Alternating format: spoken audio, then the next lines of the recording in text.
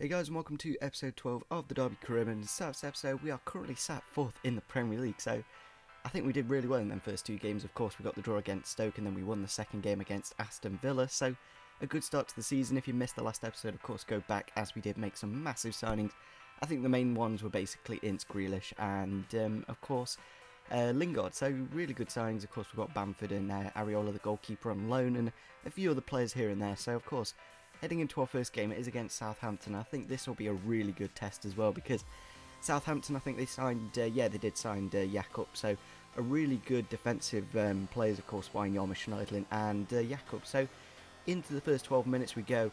Not exactly the best of clearance from Ryan Shot there, goes straight back to Gaston Ramirez, gets the ball into Jakob, and then just loads of space for Shane Long just to finesse it around the goalie and make it 1-0. So not exactly the best of starts. Maybe my right back, could have been in a bit better of a position, but nevertheless, into the 38th minute, Danny Ings with a brilliant bit of pace, just literally walks straight past the entire team, hits it into the bottom left-hand corner and makes it 1-0. A really, really nice goal, and he didn't do that well in the Championship, but so far in the Premier League he's doing really well, so that's really good to see. So into the 47th minute of the match here, Wijnaldum on the left-hand side, cuts inside, eventually gets into the box, and then he does put it across to Gaston Ramirez, who is just wide open, nobody marking him, makes it 2-1, of course, just after the half-time whistle. And then we head into the 64th minute, Morgan Schneiderlin again getting the ball out wide to Tadic. Tadic, nice playmaking player, just puts it across. Keeper maybe could have done a little bit better, but yeah, they make it 3-1. But we do head into the 70th minute of the match here, Bamford off the bench. Of course, I think we're on all-out attack for the last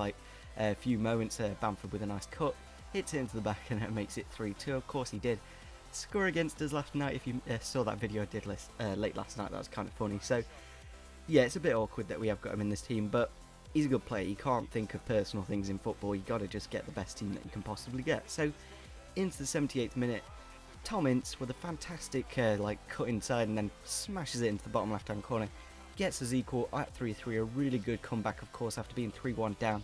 To get back into it is absolutely fantastic. And then into the 81st minute again, Bamford running through on goal, cuts inside. He has got really weird dribbling. We do eventually put it across to Roberts, who makes it 4-3. So from losing 3-1 to winning the game 4-3, it's kind of crazy. It just shows how good this attack is sometimes. But we get into the 90th minute of the match here, Will Hughes with a fantastic through ball again, straight through for Bamford, and then eventually gets into the box and just puts it into the back of the net to make it 5-3. So it just shows how good this attack is, because I think on the 71st minute we were 3-1 down, and then to win 5-3, it's crazy. It just shows how good. Of course, we've got Ings, Bamford, Bennett as the strikers. We've got Ince, Grealish, and someone else I can't remember off the top of my head. Roberts, of course. So we're going to probably look to get another winger in as well, and we're going to get Bielik in there as the backup CDM, as I was tempted to get Mascarell, but I want to try out some new players that I haven't tried before, and of course Bielik was only recently added to career mode, so it'd be nice to see if he can work himself into the first team lineup. Very young, of course, 17 years old. A bit more defensive than Thorne, of course, and we're getting quite a few bids in here for Lee Grant.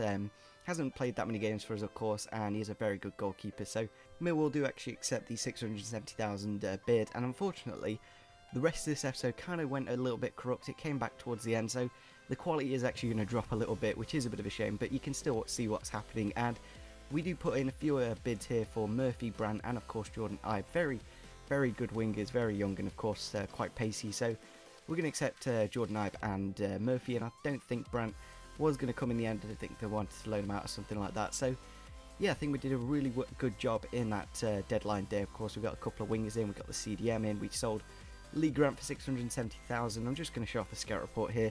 There's a few here and there, Murphy and Bielik already going up, haven't played a single game, so that's kind of nice. Of course, if you want to leave a comment down below on who I should sign in the January transfer window, now you know what I've got, that'd be absolutely fantastic. So into the next game, it is in the Capital One Cup against Everton, and we've got reasonably good expectations in this cup. We don't get off to the best of start though in the 41st minute there. Keeper kind of scrambles it against the crossbar, and then he just puts it into the open net.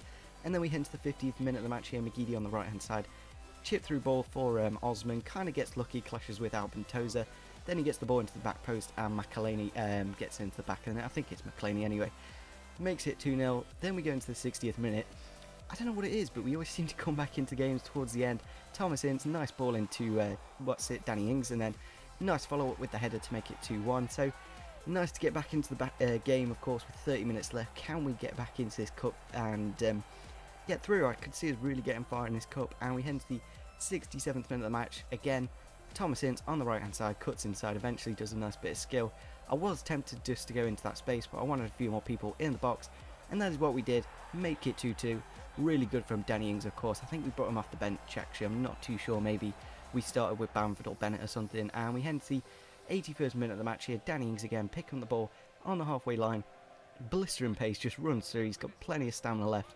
Makes it 3-2 and gets his hat-trick. So, very first hat-trick in the Premier League. Maybe it's the first one ever in this season. I'm not too sure. So, maybe it's the first one in this career mode as well. I'm not too sure if I got one in the Championship or not. So, really good from Danny Ings, of course, performing very nicely. And we head to the 90th minute of the match here.